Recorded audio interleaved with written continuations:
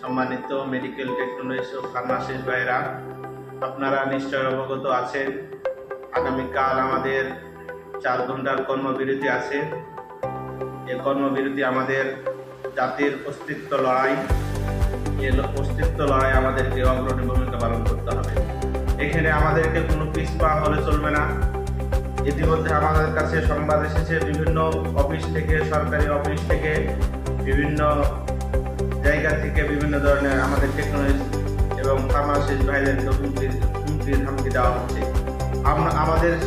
আমরা প্রশাসনকে জানাই দিতে চাই, আমাদেরকে হুমকি ধামকি দিয়ে দামিয়ে রাখতে পারবেন না।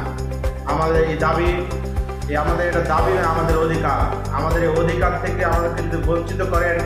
আমাদের এই কর্মসূচি আরও সুদৃঢ় হবে এবং আমরা এখন যে শিক্ষার্থীরা প্রাচীর ন্যায় আছি, আমাদের প্রাচীরকে ভাঙতে পারবেন না আপনারা। আমাদের এই অধিকার আমাদেরকে দিতেই হবে। এখান থেকে কোনো পিছপা হওয়ার আমাদের কোনো সুযোগ নেই। আপনারা আমাদেরকে সহযোগিতা করবেন, আমাদেরকে কোনো ধরনের হ্যারাসমেন্ট করবেন না। আর টেকনোলজি ও ফার্মাসিস্ট ভাইদের উদ্দেশ্যে আমি বলতে চাই, আপনাদেরকে কোনো হীনমন্যতায় ভোগা চলবে না। এখানে আমাদেরকে অগ্রণী ভূমিকা রাখতে হবে। আমাদের লিস্ট চাচ্ছে, আমাদের কয়জনের লিস্ট নেবে?